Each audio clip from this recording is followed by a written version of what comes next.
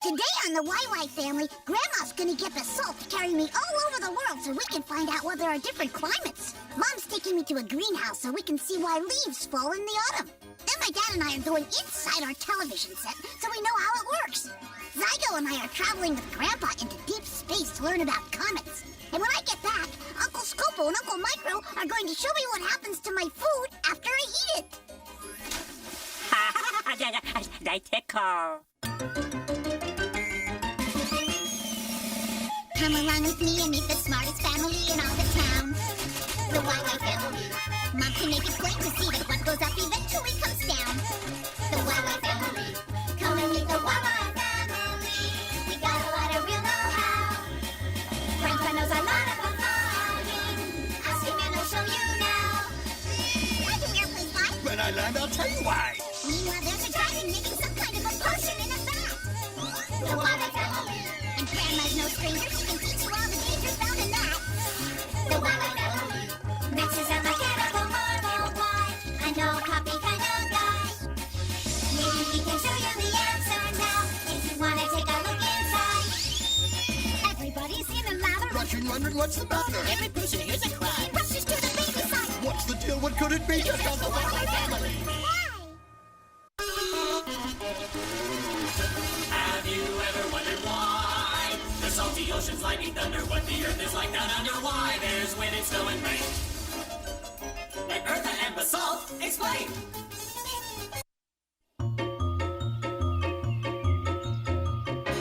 I can't take it anymore.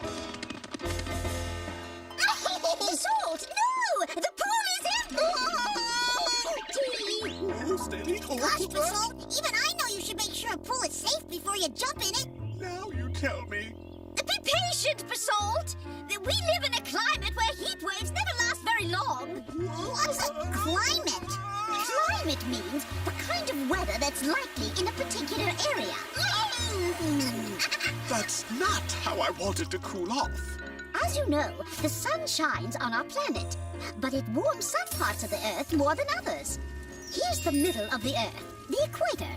Now, countries located along the equator are very hot, because there, the sun's rays shine straight down on the Earth. These countries have what's called a tropical climate, but at the North Pole, the sun's rays hit the Earth at a slant.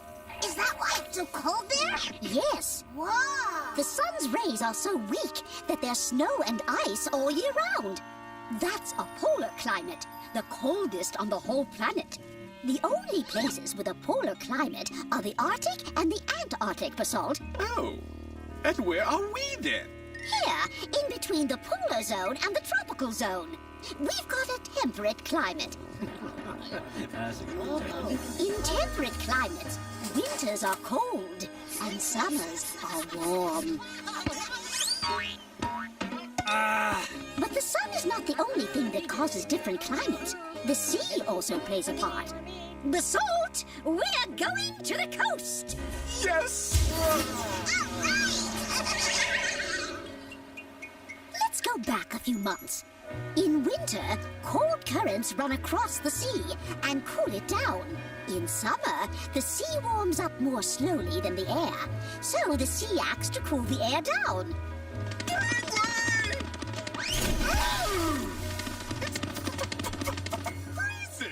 That's what I've been saying, Basalt. The summer has just begun, and the sea hasn't had time to warm up yet.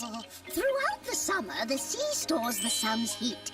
In winter, this heat is released into the air, warming it up. And that's why winters are milder by the sea. Now, there's a third factor that can affect climate. Mountains. I liked it better by the sea. It was warmer. That's because air gets colder as we move up. It's raining? Oh, it's not my fault.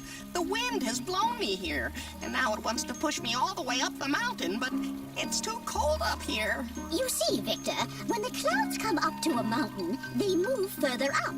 And as the air is very cold up there, even in summer, they change into rain or snow in the winter. Over the next few days, the temperature should drop. Did you hear that, Basalt? This heat shouldn't last much longer. I was just getting used to it.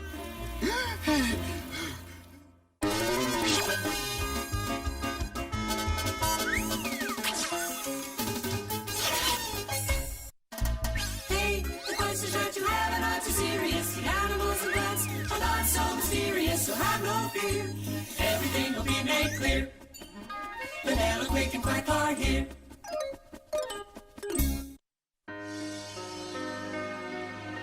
Oh boy, I thought I'd never get those leaves raked. Hey, don't back here with my teddy bear, Quack!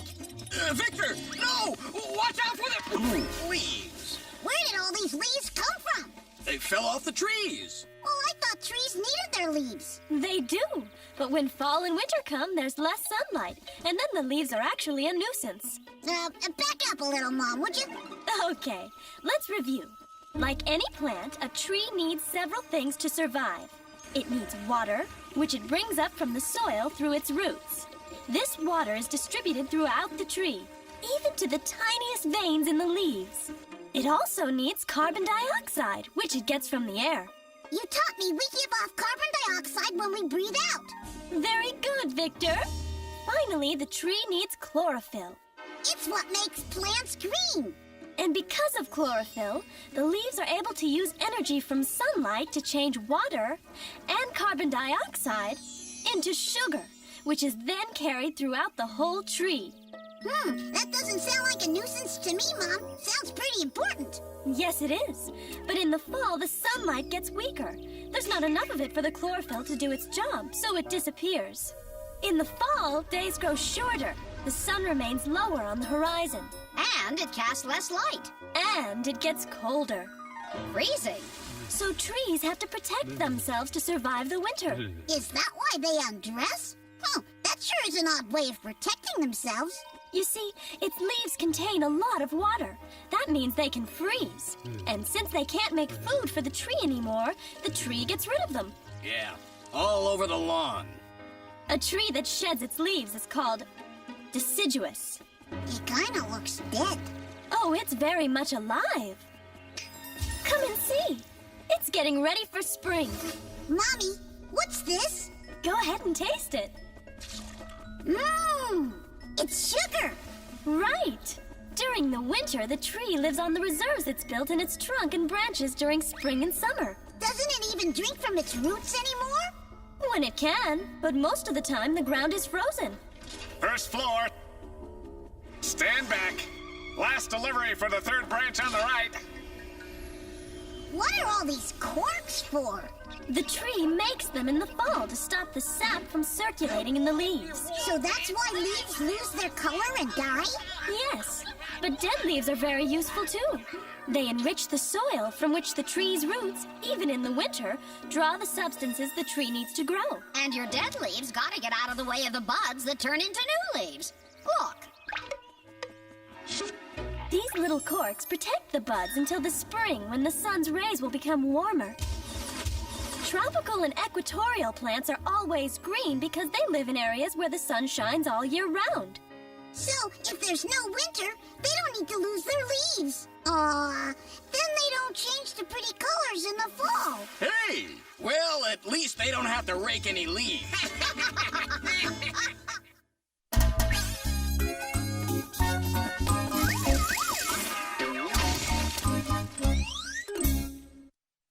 How does it do this? How does it do that? Max is the one with the electronic knack.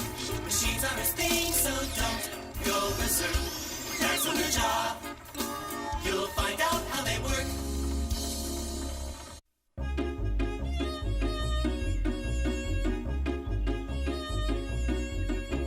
Hi, Victor. What are you watching? Nothing. The TV's not working. What do you mean?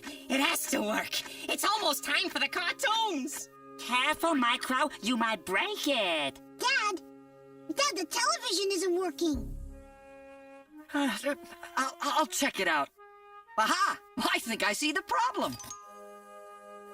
That was pretty good, Dad. Hey, how does the television work? It's very simple, really. I'll show you. Here you go, Victor. It all begins with the TV camera. Good evening, I'm Peter Mappy with the 6 o'clock news. Dad, can I see? Okay, Victor. The camera's lens projects an image onto these mirrors, which break the light from the image down into 3 colors: red, green, and blue. Hey, my hand's all blue. Each beam carries the same image, but in a different color. Hey, the news guy's all blue too. You know, he looks better that way. Look, Victor, in these tubes here, the colored beams are changed into electrical signals. Let's follow the blue one. Looky here, we got company. Why don't you two hombres just follow me? Yahoo! Wow, you electrical signals sure do move real fast. Speed of light, partner. It's the only way to get the job done. The electrical signals travel along underground cables to the TV station's transmitter, which sends the signals out as radio waves. These signals can then be picked up by a TV antenna hooked up to the television set. Inside the TV, the radio waves are changed back into electrical signals. And I get to see cartoons. Right. Now, sometimes the radio waves travel directly to the antennas on the houses. And here we are. Where? In our television. See, Victor, in here, things happen pretty much like in the camera. You have the same red, green, and blue beams. What's this, Dad? These are the electron guns, where the beams of light are changed back into picture and sound.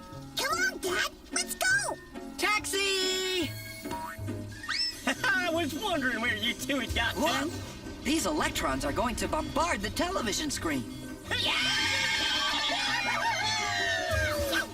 Look closely at the 3 color beams, Victor. Wow. It's like magic. Thousands of red, green, and blue dots hit the screen at the same time. And all these dots work together to form the color picture. Hey, you're just in time. The cartoons are starting. Hey, cool. But I wanted to watch the news. But the rest of us want to watch cartoons. Hey, come back here with that. Hey! Hold it. If that's the way you're going to behave, no TV for either of you. Good day.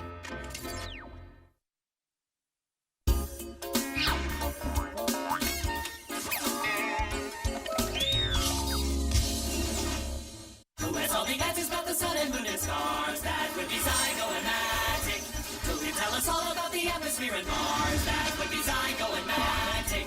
Pick a spot in outer space, they've been all around the place. Zygo and Magic, here they come.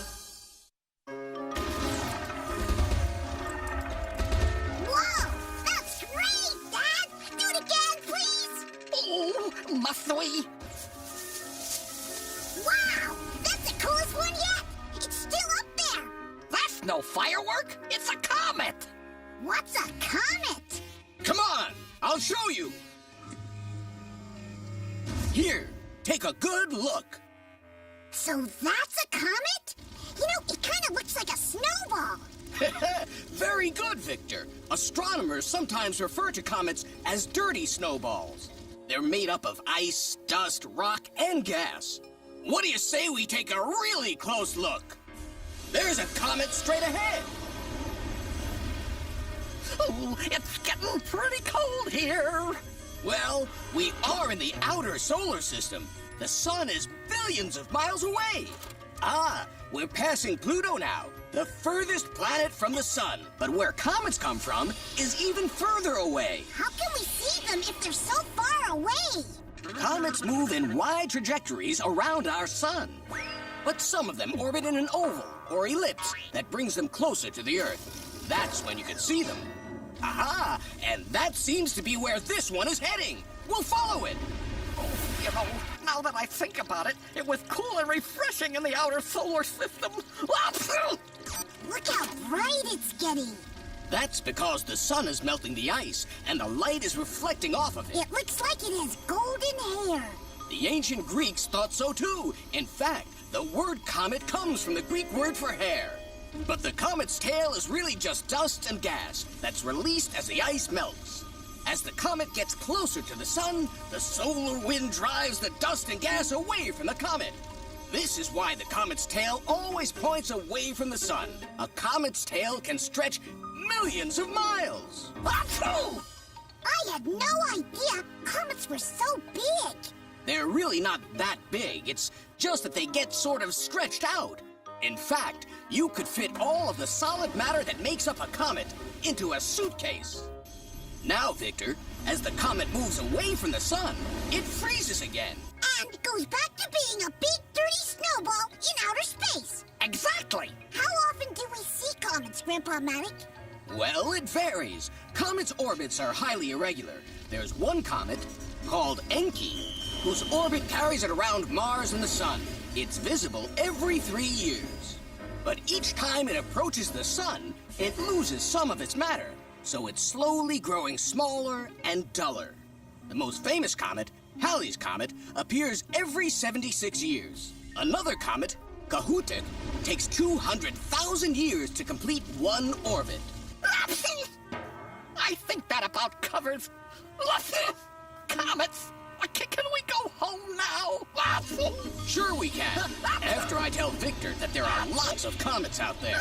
We only see a few of them from Earth. I think Zygo's allergic to comets.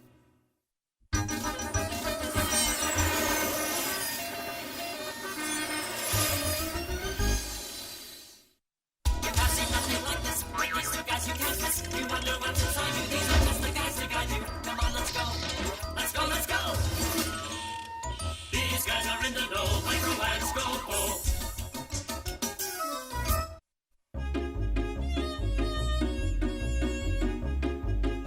Don't eat so much, Scopo. You're gonna make yourself sick. Just one more. No, you're setting a bad example for Victor. That hamburger looks really good. Uncle Micro? Uncle Scopo? Hey, where did you go?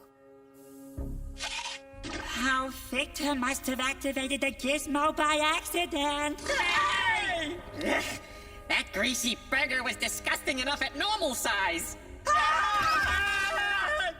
Victor, stop chewing! The gizmo zapped us into your mouth. We've got to get out of here, or we're going to end up the same way your food does. What happens to the food we eat, Uncle Micro?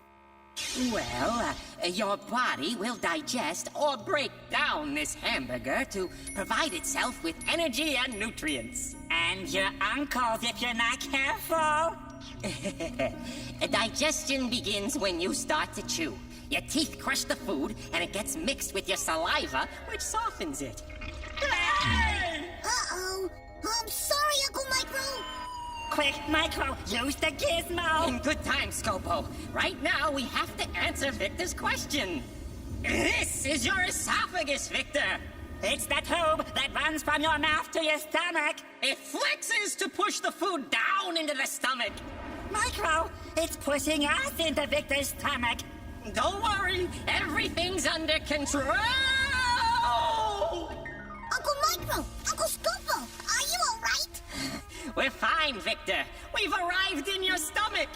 Well, what happens now? Well, the stomach is going to break the food down until it's entirely liquid. You know, I don't want to be entirely liquid. I told you, it's under control. Now then, the walls of the stomach have muscles that blend the food with your gastric juices. Gastric what? Gastric juices. Acids that break down the food. Watch. Hey, that's pretty good.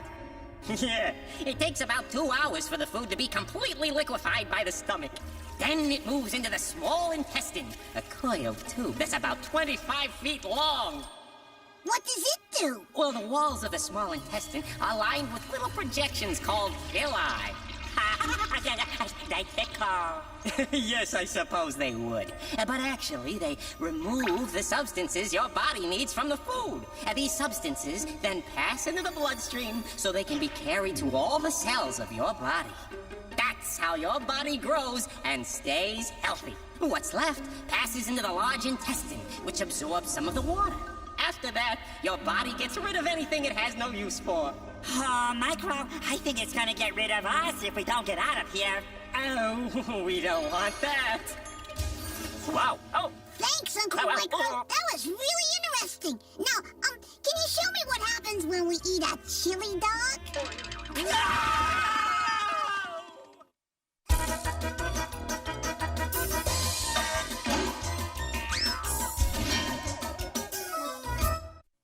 Well, Victor, what'd you learn today? Oh, tons of neat stuff. I learned that cold air and hot air affect our Earth in different ways. I learned that plants are filled with chlorophyll, which makes them green. And that in autumn, their leaves fall because they get less chlorophyll.